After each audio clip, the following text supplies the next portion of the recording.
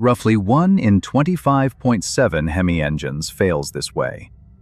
The engine oil turns to liquid sandpaper. The repair bill lands between $4,500 and $12,000. 5 factory default settings on your Ram accelerate exactly this damage, and in every case, the owner had no idea until it was already done.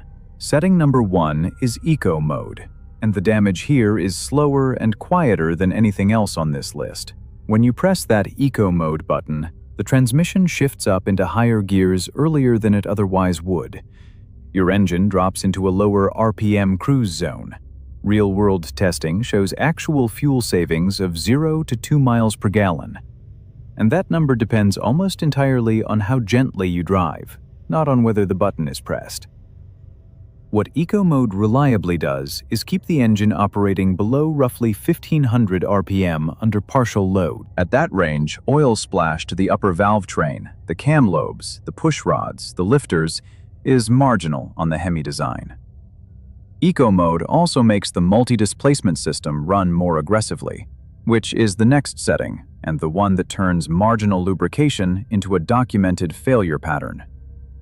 Run Eco Mode every day for 60,000 miles, and you have spent 60,000 miles stressing the exact components that fail on 1 in 20 of these engines. Turn it off permanently. The fuel economy difference is not measurable in any meaningful way for the average owner, and the valve train difference is. Setting number 2 is MDS, and this is the one that has generated thousands of NHTSA complaints and a repair bill that has totaled trucks outright. The multi-displacement system is Ram cylinder deactivation technology on the 5.7 and 6.4-liter Hemi engines. In plain language, your V8 engine runs as a V4 during light throttle cruising. 4 cylinders go quiet, and the engine sips fuel. The problem is in the lifters, which are components in the valve train that transmit the force from the camshaft to open and close your valves. On an MDS-equipped Hemi, 8 of the 16 lifters are MDS lifters, oiled through passages controlled by solenoids. At sustained low RPM in 8-cylinder mode, oil volume reaching those lifters is insufficient for long-term reliability on the early design. The lifters produced before the mid-2014 redesign used smaller needle bearings prone to spalling under repeated partial load cycling.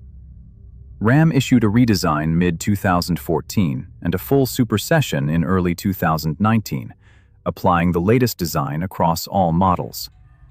A 2012 Ram 1500 with original lifters and 100,000 miles on factory oil change intervals is a genuinely high-risk truck. A 2020 with the latest design is better, but the failure pattern still exists in community data. Here is what the failure looks like from the driver's seat. A faint rhythmic tick appears, usually around 80,000 to 120,000 miles. Most owners ignore it or assume it is normal Hemi character.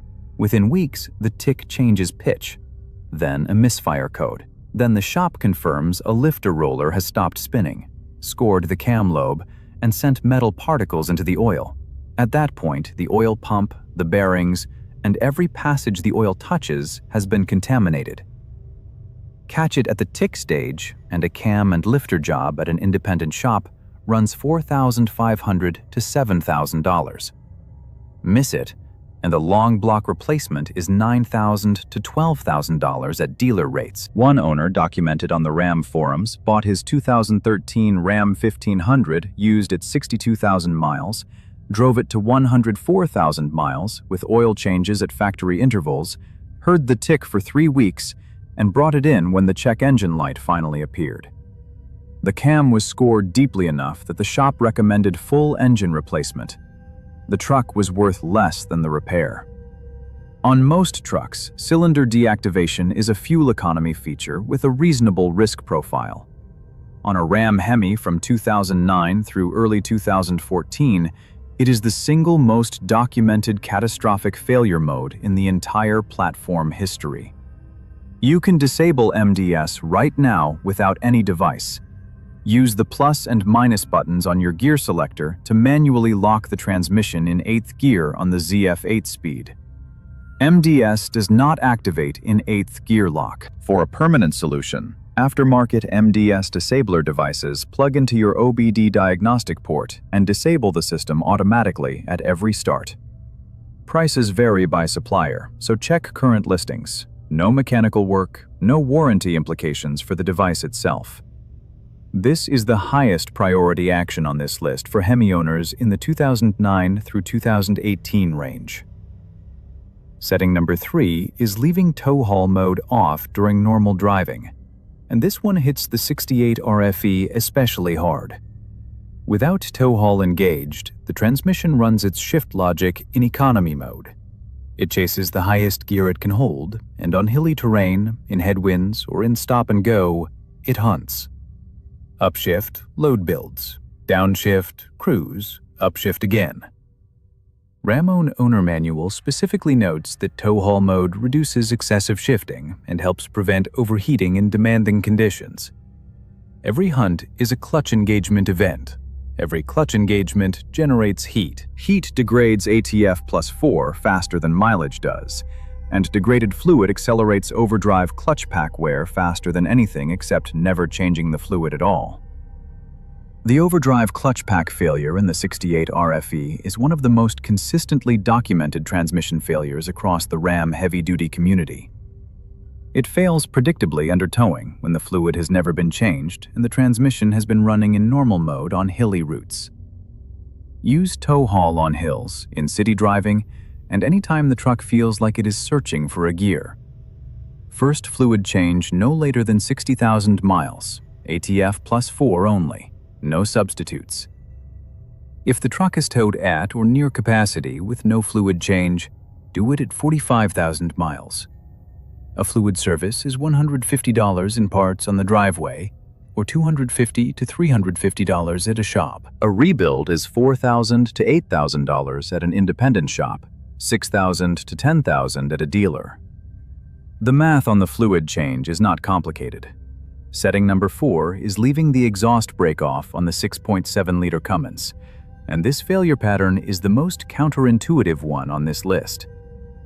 The 6.7 Cummins uses a variable geometry turbocharger with a ring of movable vanes inside that open and close to control exhaust flow across the turbine wheel. The exhaust brake works by closing those vanes nearly all the way when you lift off the throttle, creating back pressure that slows the truck without touching the service brakes. Carbon and soot from combustion deposit on the vane ring. When the vanes sit in one position for extended periods during steady highway cruising with no exhaust brake use, those deposits bond. The vanes stiffen and eventually stick. Cummins does not sell the actuator as a separate component, so a stuck vane condition means full turbo replacement.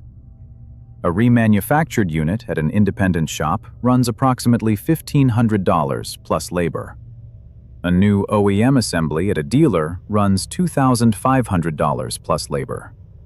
Total, out the door at dealer rates, $3,000 to $4,000. The part that surprises most Cummins owners is that hard-working trucks rarely develop this problem. Owners who tow heavy and run the turbo through its full range constantly scrub their own vanes clean. It is the highway cruisers who baby their diesels that end up with stuck vanes. The fix costs nothing. Turn the exhaust brake on and leave it on during normal driving, not only when towing or going downhill. Every time you lift off the throttle, those vanes cycle through their range and scrub the deposits before they can bond. Setting number 5 is auto stop start, and the risk here is different from what most people assume. Auto stop start shuts the engine off at red lights and restarts when you release the brake.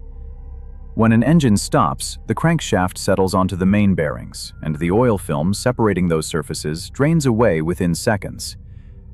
At restart, there is a brief window before oil pressure rebuilds, where the crank rotates in direct contact with the bearing surface.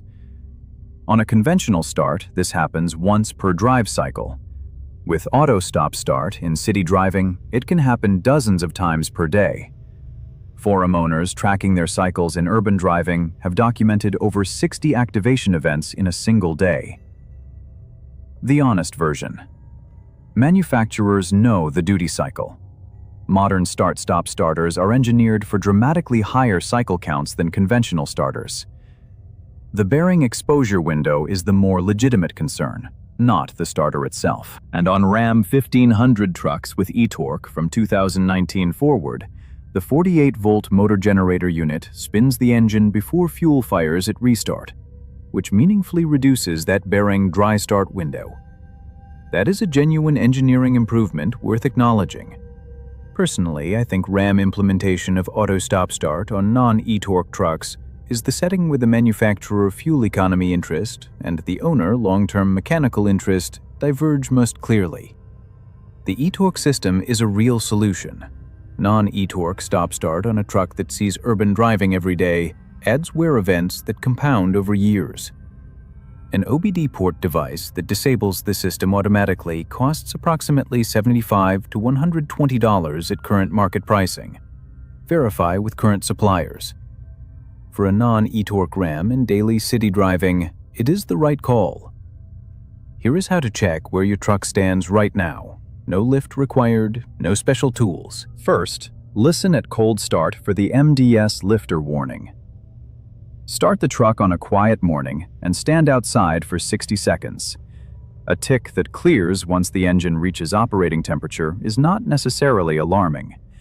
A tick that persists past full warm-up or changes character when the engine transitions between V8 and V4 mode means schedule a shop visit this week. Do not wait for a check engine light. CAM scoring begins before the computer generates a code, and catching it early versus late is often a $4,000 difference. Second, test your Cummins exhaust brake with the engine fully warm. Find a mild downhill or freeway on-ramp, activate the exhaust brake, and release the throttle completely. You should feel real resistance, active pullback, not just mild coasting drag. Minimal resistance with the brake engaged means the vanes are already restricted.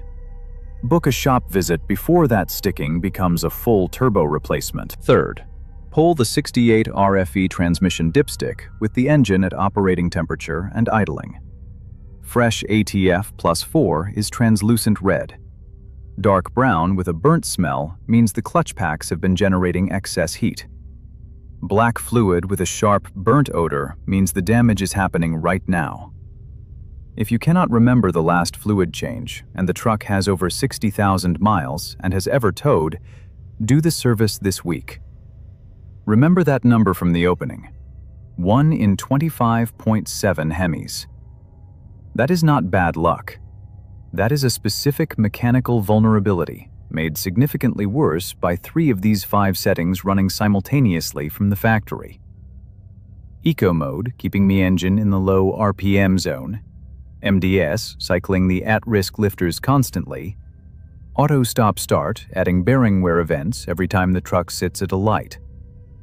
None of these settings were designed to destroy your engine, but stacked together on a high-mileage 4th-generation Ram 1500, they create exactly the conditions repair shops see on repeat.